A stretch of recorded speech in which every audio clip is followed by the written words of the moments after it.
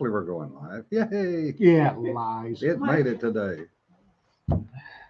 Now it's actually warm, Josh. It's over 70 today already. Yeah, no kidding.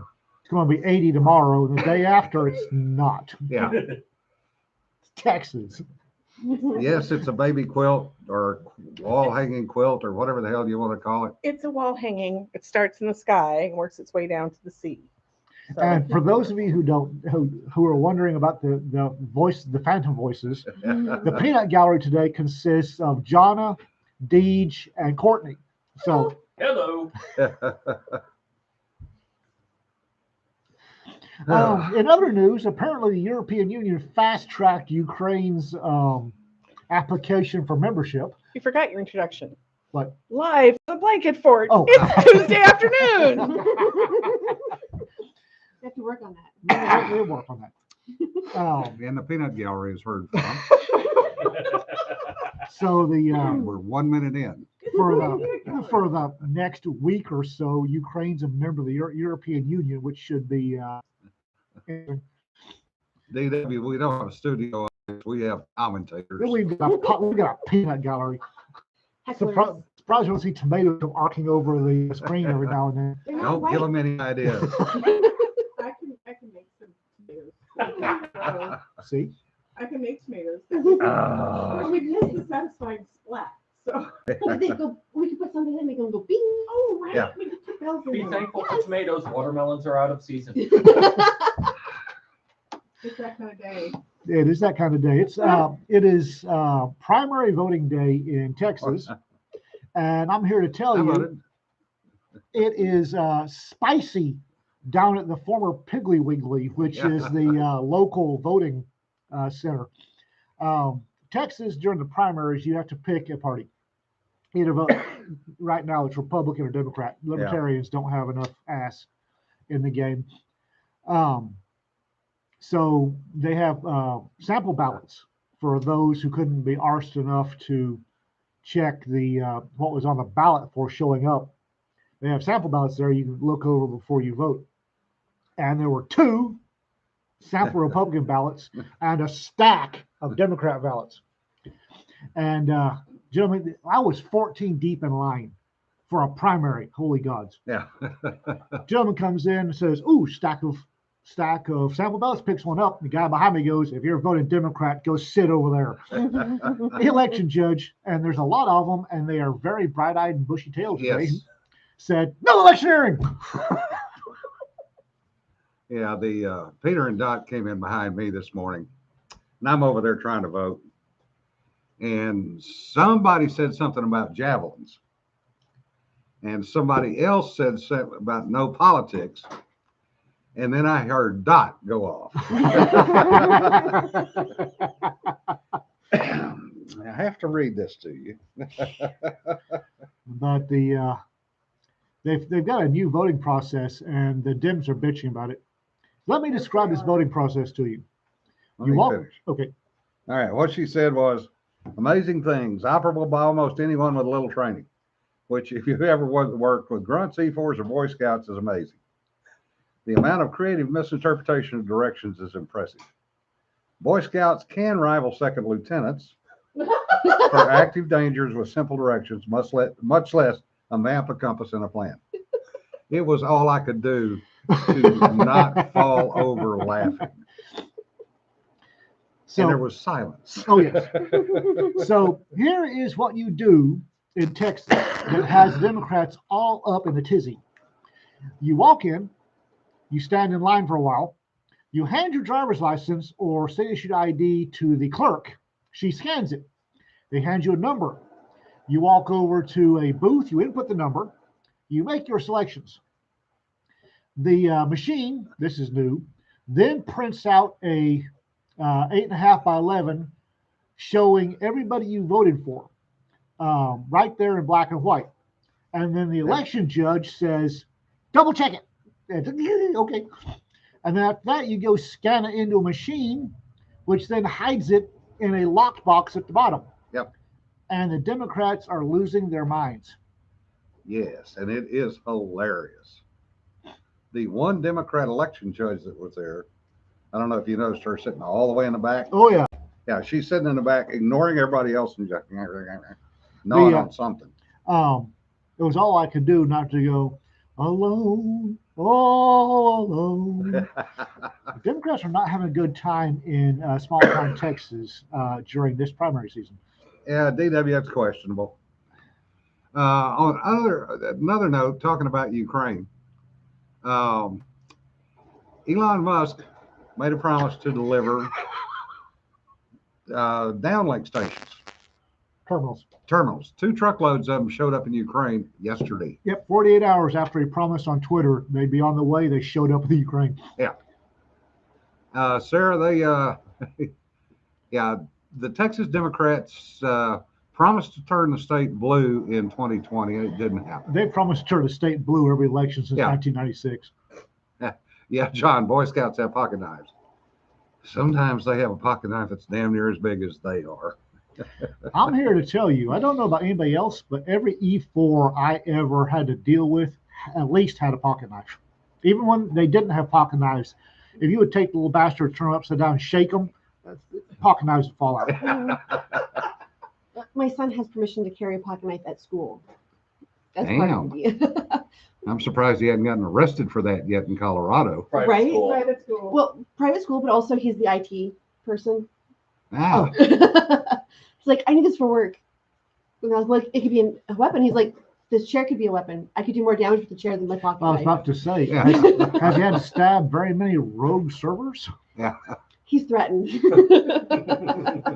yeah, Richard. The translation for the out manuals may be a little late, but I would not be surprised if there weren't some technical support people already there. Mhm. I would not be surprised if it's an IKEA, follow the comic book and you're done.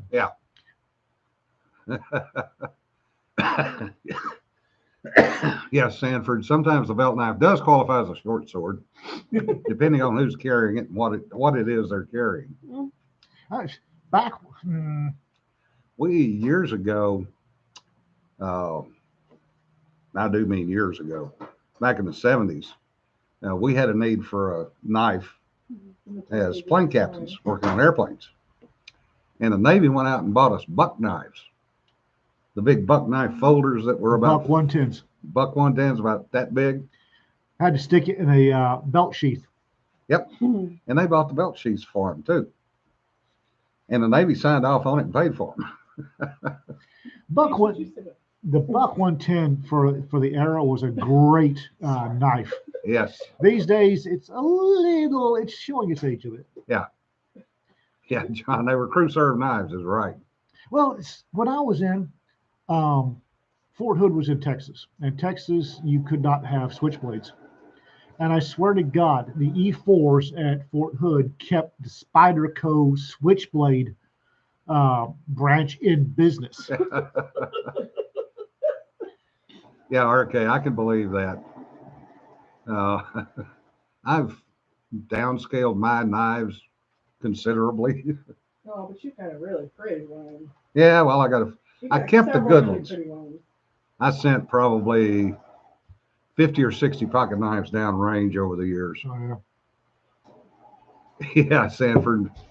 Yeah, but most of the military didn't pay for them like the Navy did. Yeah, Fort Hood is still in Texas. Yeah. but in the 80s, it was Texas. Switchblades were verboten. And I swear to God, you asked for a knife in division shop, and all you hear was click, click, click, click, click, click, click, click, click. Yeah. Riley's using his right now. Go Riley. I've got a pocket knife that I carry religiously. Well, if you're an adult, you don't carry a knife. Why not? Yeah. What the hell's wrong with you? Carry scissors. Because people keep stealing them. It's one of the original Benchmade Griptilians with the oval hole. I Yeah. don't know if y'all can see it with the oval hole. And I freaking love this knife. I'm not a big fan of the lock back, the back of the. I like that. I like this one's it's in the handle, because I discovered quickly that on a 110 where the you push the thing on the back, if I gripped it hard enough, I could disengage the lock. Yeah.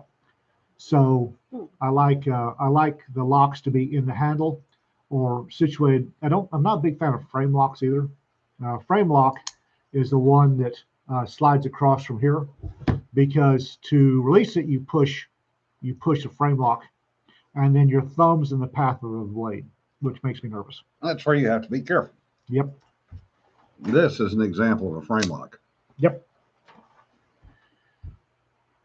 And you've got the frame just slides over to hold the blade in place. Yeah.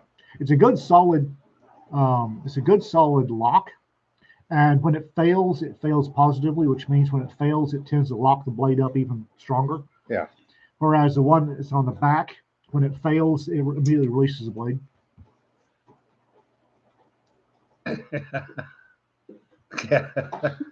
Sarah, you're not the only one. Trust me. Yeah. Frame. If I had a choice between the one that locks on the back, the lever on the back, or a frame lock, I'll take the frame lock. I also have scars on my thumb. Yeah. Most of us have enough scars from various mistakes with knives over the years. Of course, that's how you learn. Hopefully, without chopping any parts off. But Nothing important, at least. as soon as I put on pants, my pocket knife goes in the right hand pocket, my flashlight goes in the left, and that's pants. I have these. Yeah.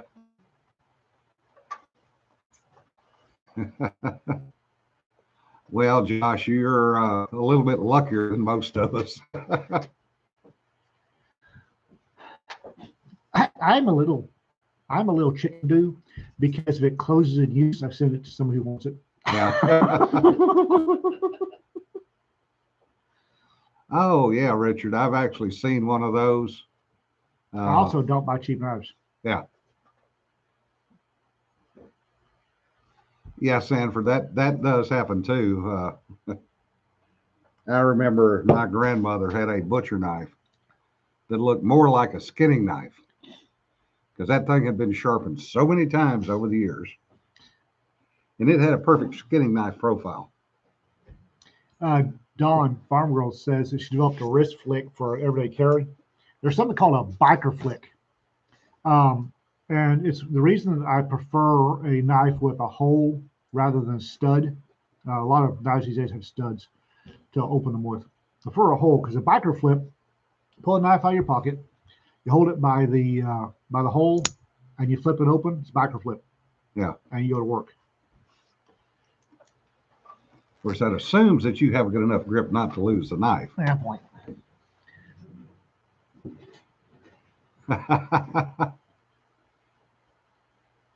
Oh, yeah, that's true, Sanford.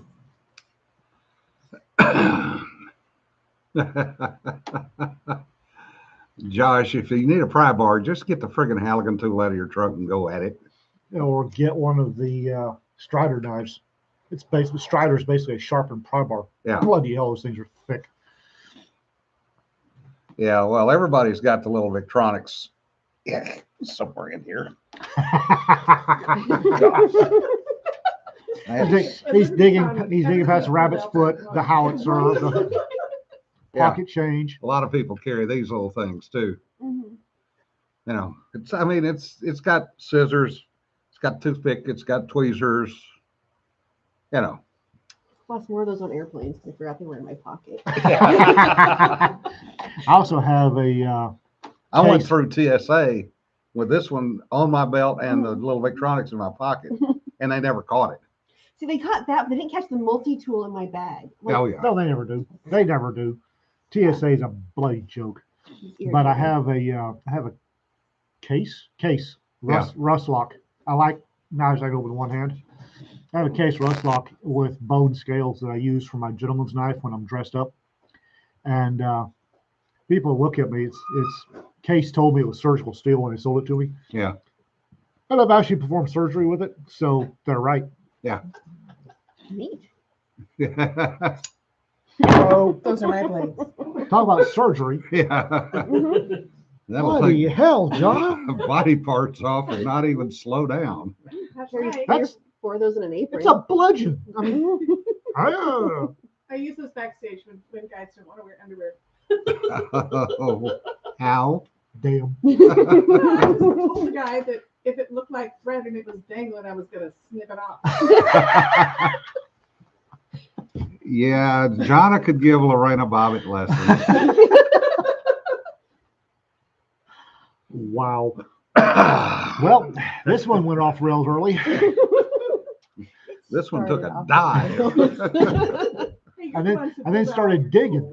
tools. Yeah, Hit ground, started digging. yeah, So we're gonna have to wear masks on planes still. I mean, Jesus. yeah. Oh, today, and as well as being the, Magic. It's magic. to it's me. magic. Apparently, I did not realize this, but did you know that science apparently responds to public polls? Yeah, The science is settled. The science is settled until the polls say different, and then science is no longer settled. Because Yeah. apparently, according to science, the morning of the State of the Union address, when our current ficus is getting roasted Yeah. for everything, science has now decided that the Capitol does not require mask mandates, and neither do folks outside.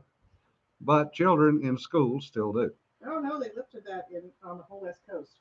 Did They they? did. On the West Coast, yes. Yeah. Mhm. In the Northeast, no. Not yet. Give it a few hours. You know, we'd have a better State of the Union address if they just put a dumpster up there and set it on fire. Actually, Babylon B, Yeah, and I love the I Babylon love B. them. We refer to it around here as America's newspaper of record. yeah. Had a thing where the State of the Union, and they had a dumpster where the president stands at the podium on fire for 3 hours. Yeah. Works for me. Yeah, though, yeah, Sean, you're right. Well, that's because of the scary truckers that are coming. They They, started the wall around the White House before that. yeah, well, they've now put a wall, the wall back up around the Capitol. Yeah, the Overseas Weekly. Yeah, Stars and Stripes at least was fairly coherent, and still is actually. If Ian said it, it wasn't profanity, it was punctuation. Yeah, What? I missed something. What? yeah, Sarah. I think Biden's stamina might be an hour, maybe an hour Has 20. nothing, had nothing to do with the stamina. It's how long the Aricept stays in effect. Speaking of effect, that's something else that got my attention this morning. The EU and the Security Council, well, except for Russia, wanted to put a no-fly zone over Ukraine. And guess who did not pony up to participate in that? Ficus. You got it. The ficus did not want to do it. Canada didn't either, right? Huh? Canada didn't either, right? Or did they finally? Oh, Canada's on board to do it. Are they? You would think Biden would defend the source of all his wealth. Well, no. If Ukraine goes up in flames, all the incriminating documents they've got go up in flames. Yeah. Good point. Yeah. You hope. Well, he hopes. He hopes. He hopes. Oh, if they get nuked. Yeah. Unless it's out of the country already. Oh, Which would be you. the first thing I would have done. Yeah, Jesse nailed it. Ukrainian presidents in the trenches facing Russians. Our weekend at Bernie's corpse was in a bunker hiding from the honking.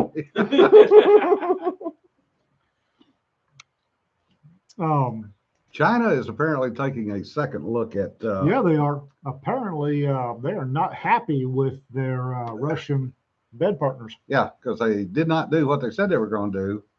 Which They're part? now what 7 days in, and they still haven't gotten control of the country. Yeah, I'm sorry. I'm sorry to. I love the propaganda coming out of the Ukraine. Yeah. And even though I'm not a big fan of Ukrainians in general, they were part of the USSR back in the day when things were sticky.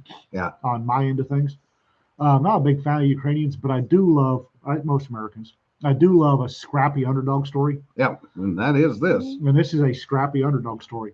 But I'm not fooling myself, and neither should anyone else. Absent a miracle, Russia will take Ukraine. And there are still apologists out there saying, "Oh, this is all fake. This is all propaganda." I'm talking to people in Ukraine, and they're saying this is not real. They're not bombing. They're not firing rockets what into the the hell yeah. ever. What the hell ever. Okay. Write this down. Black Sky Technologies, Maxar, M-A-X-A-R Technologies, are commercial satellite providers. If you sign up with them, I think Maxar's got a free period. You can put in a location and a date, and they will send you a satellite photo of what's going on. And they're not Ukrainian held, they're not Russian held. They're capitalists out to make money. Yep. And you can see they've got really good sat images. Yes. So And you can look at the time difference from last week to this week and see holes in the ground. yeah, Another place you can go look is ISW, which is the Institute for the Study of War. Has a very good graphic up on what Russia has actually taken of Ukraine. And ISW does some pretty interesting things. Strategy page is also good to go look at. but I mean, the fun part is when people make some really idiot pronouncements regarding propaganda that are a little out of their wheelhouse. Yeah. And I'm not going to say this is within my wheelhouse, but when people make really idiot statements like, and then you call up Maxar or Black Sky and you take a satellite photo of the area they're talking about and say, hey, look, there it is. Yeah. Then they block you on Facebook. Yeah. That's true, Sean. ISW is updating more frequently than strategy pages, but they're both good sources. And I would believe them over most of the media. Speaking of the Russian convoys on the highways, I have a A-10 retired A-10 pilot, and this retired A-10 pilot told me that she had a murder boner. She was going to have to see a doctor for in 4 hours. All they need to do is loan a couple of them, and that would be it. That convoy would go away. Oh yeah, and that thing is worse off than the first Gulf War. Now that was rather special. This is even special. Yeah. Yeah, that would be a duplicate, but it would only be military this time. Because some of the highway of death was Apparently, she was twitching, yeah. watching the pictures and twitching the entire time. Yeah, I'm guessing her trigger finger was doing this on. as she was rolling the airplane in on an attack run. I bet her dreams were full of brr. Yeah.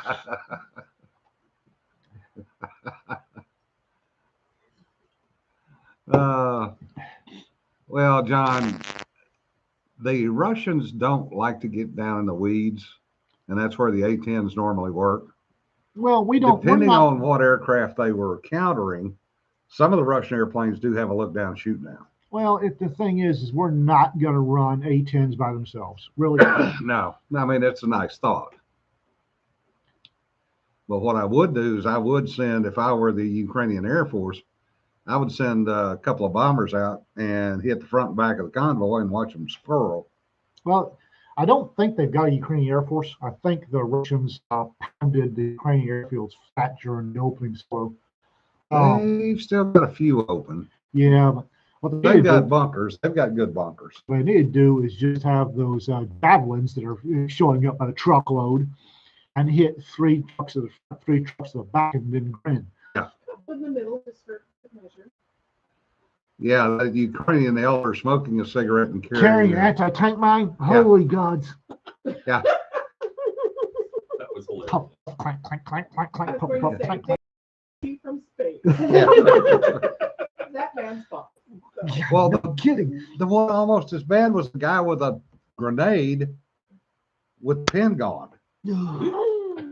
And he's looking at it, and I'm sitting there going, "Oh my God!" And I'm backing away from the screen. There's 2 TikToks, and I love the fact that this is a TikTok war. There's 2 Yeah. TikToks. One of them is a Ukrainian cam girl, bless her heart, Yes. who is demonstrating how to start a BMP and drive it, Yeah. just in case you find one unoccupied.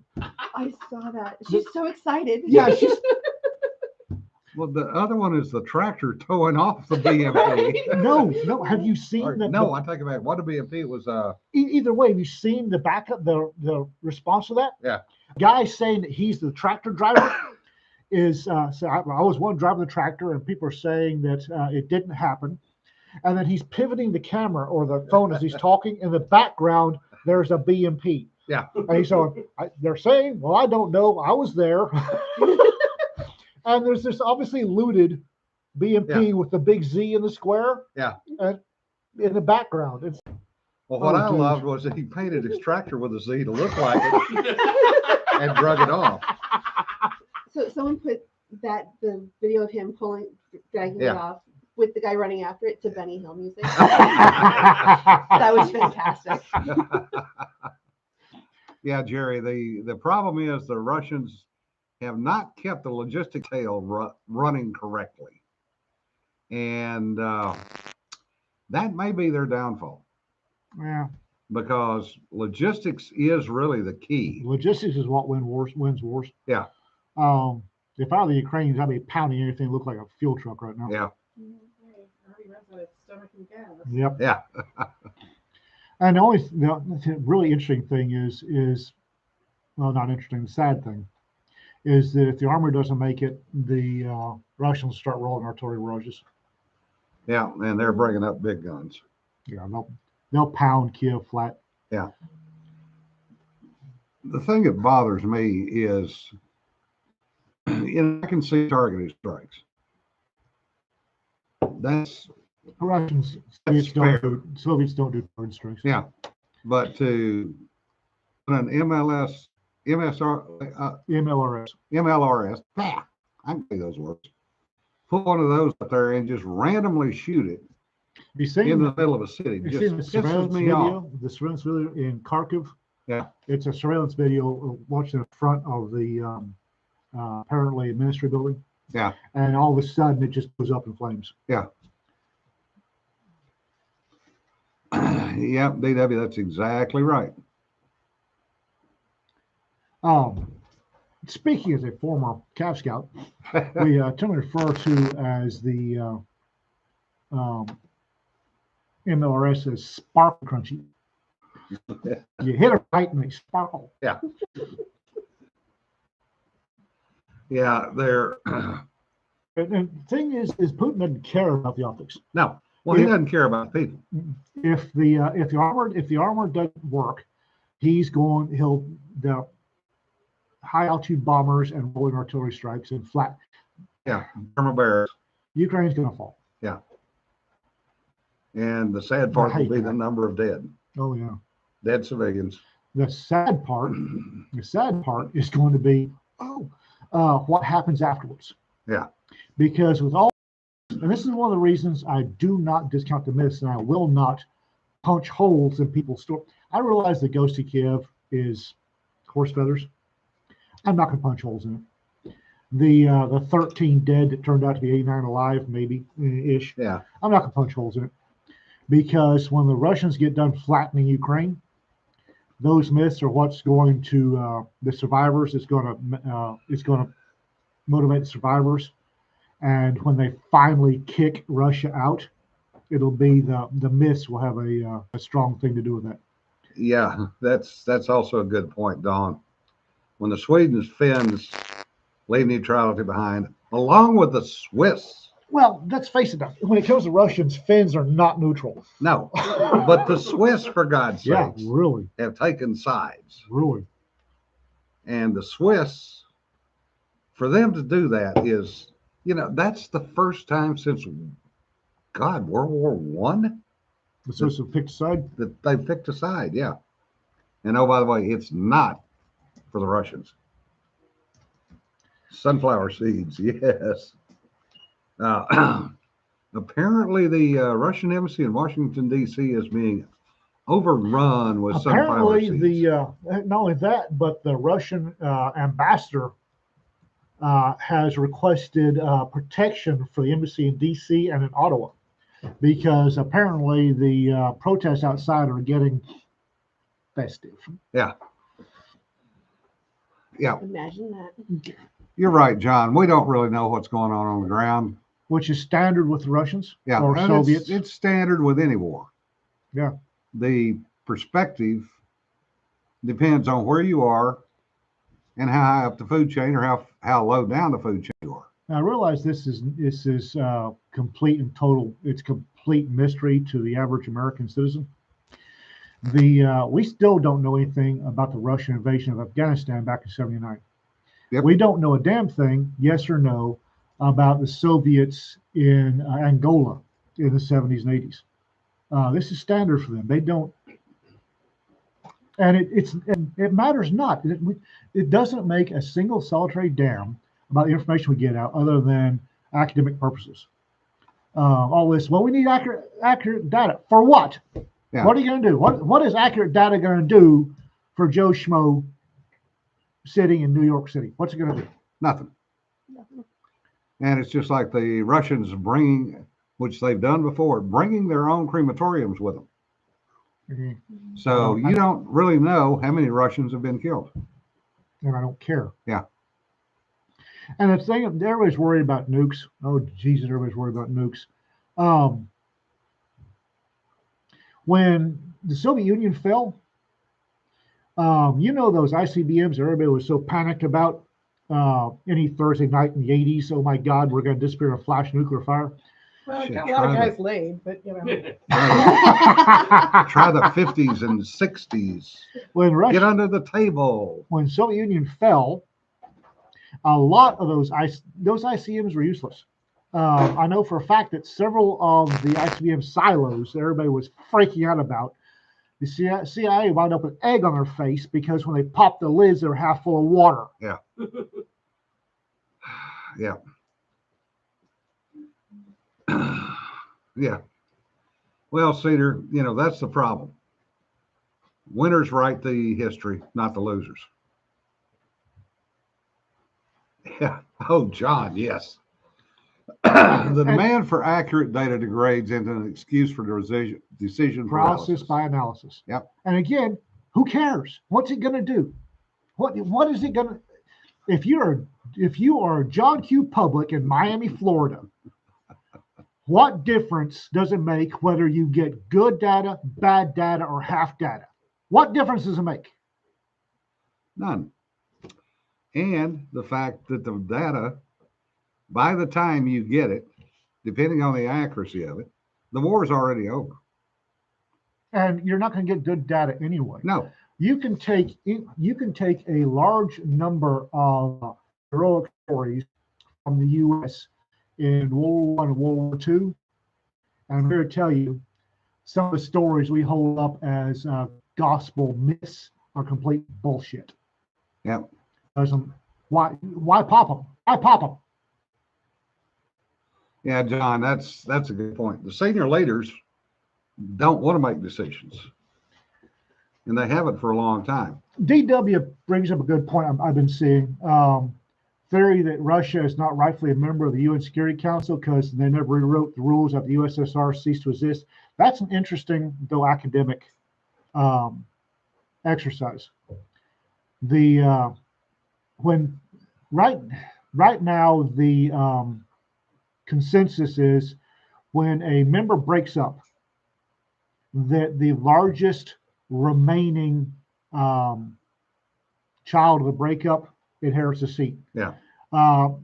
Remembering that Taiwan was the Chinese representative of the Security Council until they broke up, and then it went to China. Nobody bitched much about it. Yeah. Britain's seat or Great Britain's seat on the Security Council. One of these days, Scotland's going to go independent. Yeah. So you think we're going to let Britain lose their seat? No, we're not.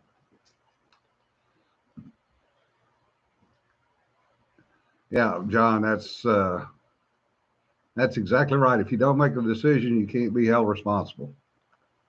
And But you should be fired. If you can't Yeah. make a decision, you should be fired. But- If you're a leader and you can't make a decision, get out. yeah, but that won't happen. No, I know. Not I in know. this politically charged world. I can remember during the MyGuess operation, our CO, the CO of our squadron, hung up on JCS to talk to us because we were boots on the ground. And after it was all over, we got back and we were being debriefed, and he mentioned that he hung up. He's probably cost me my career, but he said, I figured it's better to talk to you guys and get exactly what was going on than it was to put some bullshit, pardon the expression, up to JCS and then make a decision based on it. It didn't affect his career that bad. He didn't make admiral, but he did make captain, so it came out pretty good in the end. It's a simple, you have to have, Richard Brown says you have to have enough neurons to make a decision. They've got plenty of neurons. The issue being, if they make a bad decision that gets somebody's hair mussed or toenail torn off, they'll lose their command and any political aspirations afterwards. Yeah. Because Americans, we are a warlike people, but sometimes we're stupid about it. Yeah, Nimitz being the perfect example. If Nimitz were alive today, he would have never made it past lieutenant. Nope. Because he ran a submarine aground. Well, not only that, but when you have a war, people get hurt. Your people get hurt. And these days, if you run if you have a war and you have a commander that runs a quick operation that gets 1 out of 100 people hurt, his ability to lead is going to be questioned by higher ups. You want to know why that one person got hurt. Yeah. Not whether or not the mission succeeded. Yeah. Unacceptable casualties rather than mission success. Yeah. And that's a totally wrong-headed way of going about it. Yeah. One of the things,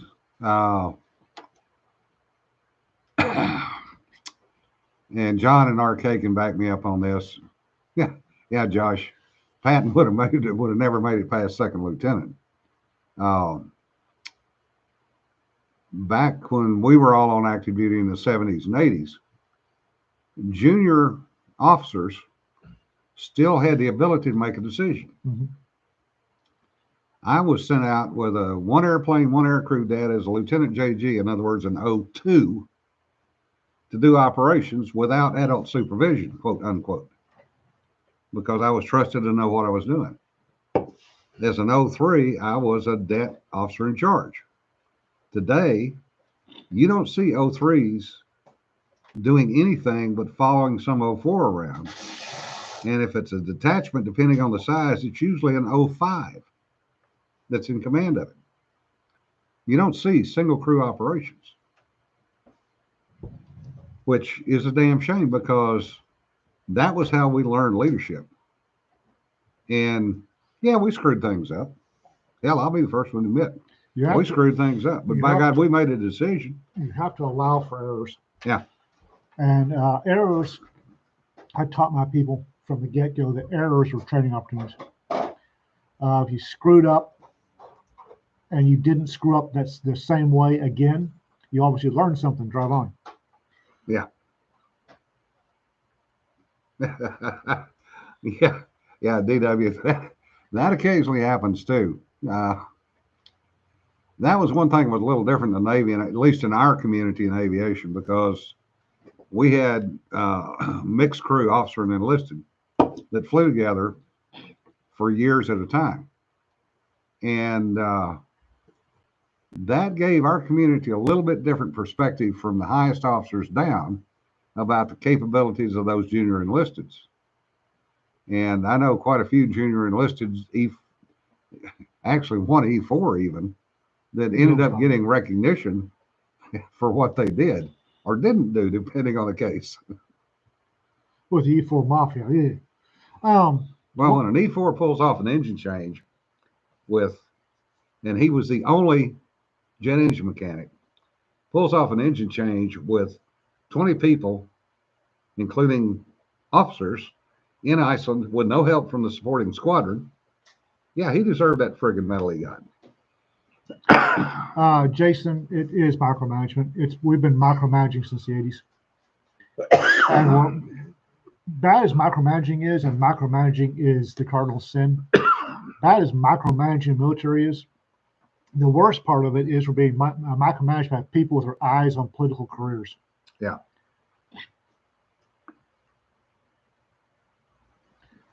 That's another thing is one of the things that I'm seeing a massive lack of is if a subordinate, if one of my subordinates made a mistake, the very, very first thing I did was analyze to see if I contributed to that subordinate making the mistake. Did I give bad orders? Did I give ineffective training or bad or no training? Was first thing was it on me? And then nope, I was good. No, that's not on me. And I'm here to tell you, a couple times it was on me. I screwed the pooch. Yep. And the guy under me fucked up, but it was my bad, and I owned it. I didn't get very far. Yeah. And I owned it, and that's the way. And that you don't see that anymore. Yeah. Jason, that's an excellent point. Communications tech has led to more micromanagement. The prime example was the first Gulf War and the first use of the Predator drones. And the standard joke in theater was it was the general's video, because nobody below general was allowed to see it unless the general had approved it for dissemination. Oh God.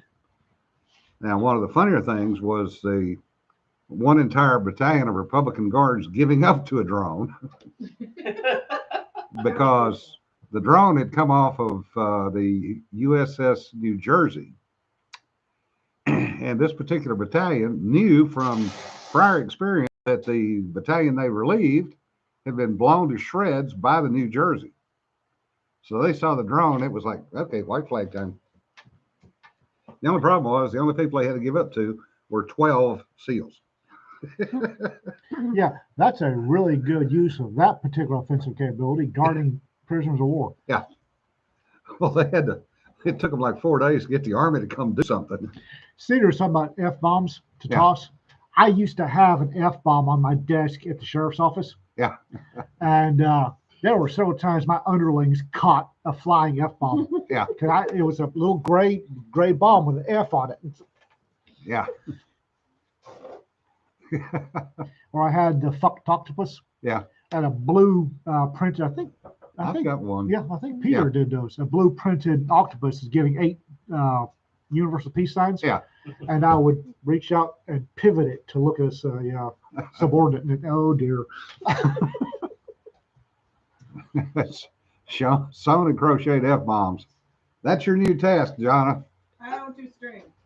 Apparently she doesn't do string. That's okay. We can Hello, find Mr. Postman. Yeah, computers have not saved us paper. When I was on active duty when the word came down that the government was going paperless. If you want to slaughter an entire grove of trees, go paperless. Yeah. Mhm. And they got real interesting because there are different levels of security on computer systems. And there were very, very limited numbers of high security computers. But there were multiple people that needed to know what was on those computers. And previously that had been through message traffic, which was hard copy printed. So we get this, you will go paperless. And 2 days later, there comes a separate instruction out from the comm center saying, yeah, that's it. That's what I had at my desk. Saying, you will establish a courier to come pick up all the paper from the comm center from the higher security elevation. Like, really, guys? So yeah, we probably tripled the number of sheets of paper that we printed based on the desire to go paperless. Sanford, I'm not going to tell Jonna that. You can tell her that. You have at it. You have at it, bucko. We'll say nice things and cry at your funeral. Yeah. Yeah, okay. There was always that turmoil. Yeah, actually Xerox. Yeah. Yeah, that's what it became. Data integrity has always been interesting. I can cry on command. Yeah. Poor Sanford. He was a great guy. Stupid sometimes, but a good guy. Yeah. Crying from laughter. Uh,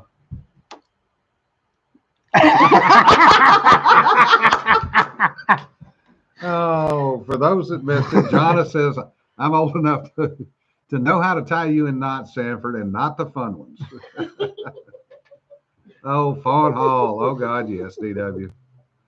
I think everybody in the business back in the day had that poster. Either that one or, oh, God, who was the one who played Charlie's Angels? Farrah Fawcett. Farrah Fawcett, yeah.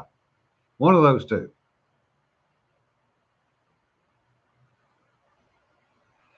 Yeah, like I said, back before I left the sheriff's office, they were in the midst of going paperless, and they had to double at least the paper order every week. Yeah. Because apparently going paperless takes a lot of paper. Yeah.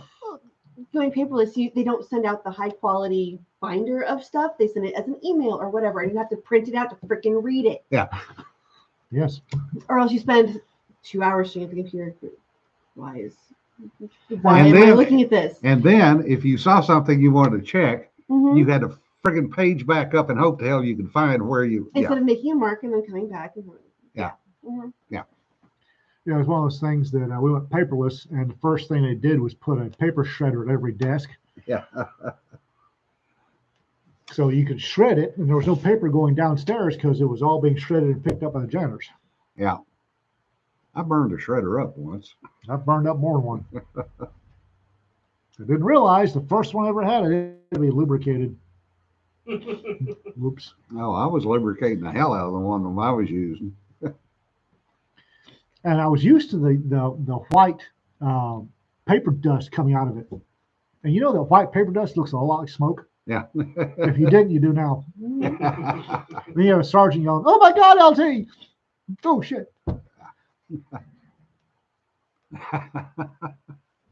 Don't get near a fire; it will be smoke. Yeah, gun oil works. Yeah. I might have known somebody that poured hops down a shredder.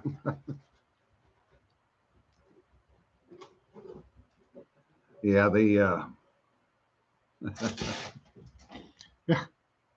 Yeah, I've clogged more than my fair share of shredders because sheriff's offices should not go paperless. Just don't. well, we got smart in Jacksonville. There was an old incinerator out behind the building that we used. So they said, well, we need to get you guys some shredders. And we went, just fix the building out back. We can use that. And they looked at it and went, About 4 days later, they came back in and said, you got anything you want to burn? Yeah. Trundled some stuff out there, threw it in. Thump. Damn, that works. So they kept wondering, the brass would come by and go, where's your shredders? Out back. What do you mean out back? It's that funny thing with a smokestack. But you're supposed to shred. Wouldn't you like to see how it works? And we'd demonstrate and they go, oh, okay, never mind. I had a pair of industrial surgical hemostats and a pocket knife and a spray bottle of military CLP. That's how I had to. Fridays was my unjam the shredder day because, like I said, I had one of those DOE personal shredders. Yeah, In the little flakes. yeah. And Fridays, I take the shredder apart, clean all of the paper out of it, and lube it. Why does that not surprise me, Jerry? It's a good use for CLP, if nothing else. That's the only good use for CLP. Yeah. CLP is crap now.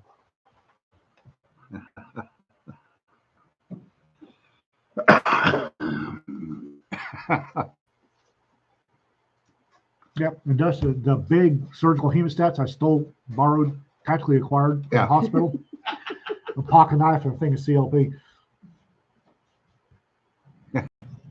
I have some interesting cover sheets that we made up years ago. I think I gave you a copy of those. You did. You did. We used to have some fun sending things around the office back in the day. Remember when the faxes used to go around? Oh yeah. I used to love in the 70s, the faxes used to start chattering. You get a, well, basically referred to as a meme these days. Well, Come that across the was fax. what's my joke list Oh, yeah. was. We had back in the day to send a classified fax. You had to send an unsecure fax first to make sure it worked. Then you had to send a secure fax that was not secure to make sure it worked on the secure side. So we had all these cartoons that we were sending through. Most of them not politically correct. That No. to me upstairs, going upstairs in the dark with a fax machine. Both ways. Both ways. And then we run out of paper. I'm trying to remember. My dad had a folder of the fax jokes, and as a child, the one that stuck in my mind, I didn't understand until I was a teenager. And then, oh my God, it was terrible. Was a line drawing of a mouse, a dead mouse in a trap, and another mouse behind him with grabbing both ankles and just going to town on the dead mouse. And Dad thought that was funny. As a child, I couldn't figure out why. And then as a teenager, it's like, oh my God, Dad. One of our favorites was the one of the frog halfway down the throat choking the Got that one too. Never give up. never give up. And the other one was the two buzzards on the limb. One Patience looks my to- ass. yeah, I'm patience gonna my kill ass. something. I'm gonna kill something. Yeah. Yep, got that too. Yep. Cedar, hang in there. You will get where you want to be. You just got to jump through the hoops. I think everybody had those two the fax jokes, and Yeah. there were others. There were a crap ton of others. I Yeah, had those in my dorm room in college. yeah. You had the one of the mouse standing there with the finger. Yeah. Giving the finger to the viewer. Yeah. And it was something about the last thing the eagle sees or Yeah. something. Mhm. Yeah, there were there were some politically incorrect ones, and then there were some that were situational, shall we say? And then there was when people just got lazy, the bastards, Yeah, and they would stick the latest Far Side cartoon on the photocopier and enlarge it and use that as their fax joke. It's Yeah. like, really, guys? That's it. That's great active defiance. yeah. Like you can't even, rip off Gary Larson. Really? Yeah, there. I've got some of those somewhere. I just don't remember what folder they're in. Oh God, yeah.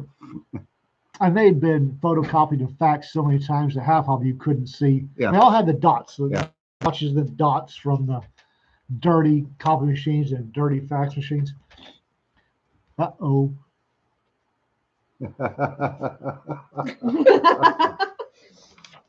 And Jonna presented this one.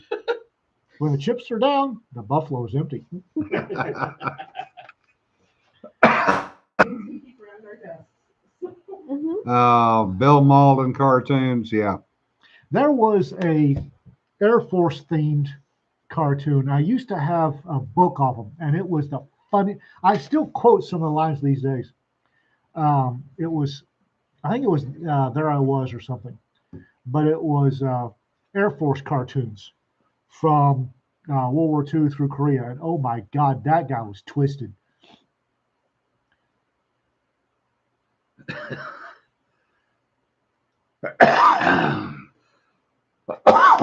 Yeah, John. That's a few years ago. John Arpin, for those of you who can't get the text, speaking politically incorrect, remember when Soldiers magazines had pinup photos on the back cover? Remember Bonnie and Connie in the FM updates? Yeah. Oh yeah.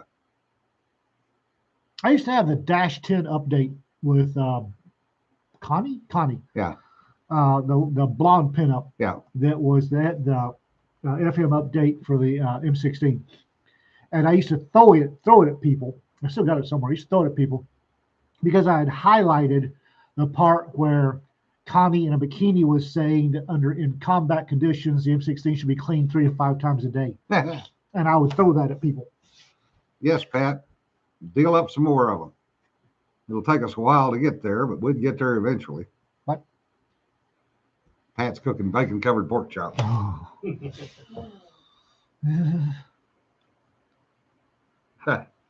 Yeah, fire on the ground with a flat tire. The best one I've seen of those was probably the B-1 that landed in Wyoming, I think. And somebody put a for sale sign on it. And the guards swore they knew nothing about it, that they guarded the airplane the whole time. But somebody got out there and put a for sale sign on it. Hampshire 26 said in 2002 we had compliance officers walk through shops hunting questionable officer for. I've ever told y'all about the shrine. Yeah, Brennan, that compliance officers became a thing in the Air Force. They tried to pull that shit on us over in Okinawa on a Navy space because we were in a Air Force hangar. And they got told turn around and take a hike. Yeah, we were having a change of command ceremony, and change of command. You've got the outgoing colonel, the outgoing CSM, and the incoming colonel, incoming CSM, and you have the parades and all that happy horse shit. But they also go through and they would randomly inspect barracks, which was a dumb idea. And I forget who was taking over, but we had an outgoing colonel and incoming colonel. And we were panicked. We were a little panicked. And we had the top end of one of the barracks. And it was a 12-man room and we were an 8-man team. So the number 2 locker right beside the door, I was telling everybody start cleaning. Clean the stuff off the ceiling. Get the hookers and the dwarves and the dwarf hookers and clean everything. I told my corporal, I said, make sure you clean out locker number 2. He said, yes, Sarge. Well, we're going along and we hear this noise, this muttering outside the door into the barracks. And it's like, oh crap. And sure enough, opened up and it's our new bright and shiny colonel. And everybody jumps to attention. And I, oh God. And I look over and my corporal was giving me the big eye. And I say, what? And then he looks over, cuts his eyes at the locker and say, oh shit. And sure enough, the incoming colonel, incoming CSM walked straight to that locker. And it's ceremonial. They're not actually looking for anything. It's just show that they know what they're doing. Open up the locker. And that locker was where we had our shrine. And inside was papered front to back, top to bottom with pinup stuff. Yeah. And in the middle of it, you had the stack of FMs, which is Army speak for Playboy and Penthouse magazines, to make a dais. On the dais in the little throne was a bobblehead John McClane with a cavalry Stetson. And arrayed around it in a center circle were a bunch of Barbie dolls all kneeling and worshiping John McClane. And behind him was a row of Pabst Blue Ribbon and Beck's beer. And he had a cigar. And when you opened the door, we had rigged up one of those playing cards, one of those greeting cards that played Big Balls by AC/DC.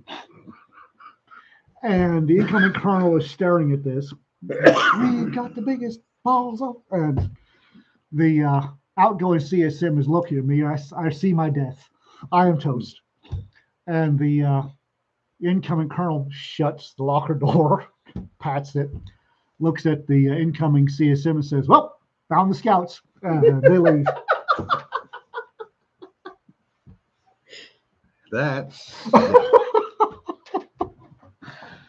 so Don, sounds like you got somebody blew up a sheep on a grade on a construction site. That'll be interesting. Blew up as inflated or blew up as an explosives? Well, looks like blown up as in explosives. Oh Lord. Either that or somebody killed one and it's blown up by itself, Ooh. which is even worse. Ooh. Yeah. Holy sheep. You didn't hear that. Dean said, holy sheep. Inflated. Okay. So somebody lost their inflated play toy. I remember somebody It is Mardi Gras. stole one of my guys wound up in the clink, and I had to go get him. And when I got back, he revealed that he had stolen a UV crime scene light from the military police. Oh, Jesus. because it was loose on a desk. And as we were walking by, he specialist, he glommed onto it. And I'm here to tell you that if you're in an Army barracks with a bunch of teenage males, do not, I say again my last, do not turn off the light and turn on the UV light. No. Don't do that in hotel rooms either. Well, you remember in Guardians of the Galaxy when he said this place would look like a Jackson Pollock painting? I've been there. And the bad part is the majority of it was on the ceiling. Yeah. And How? exactly. I actually don't want to know. Yeah, no, I you really don't. don't. It's like Oh, go get a deck brush and some Clorox and clean the ceiling. I had some friends that operated out of Van Nuys Airport. And a couple of hangars down was where they kept Larry Flint's plane. Oh God. So they happened to wander down that way one Saturday morning With a when box nobody of- else was around. With a big box of latex gloves.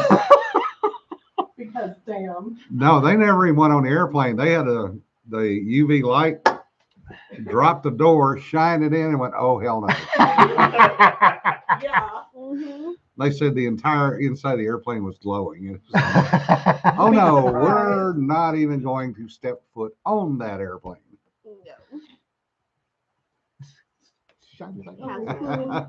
I will never, ever, ever shine a UV light in any barracks, hotel, or motel room ever again.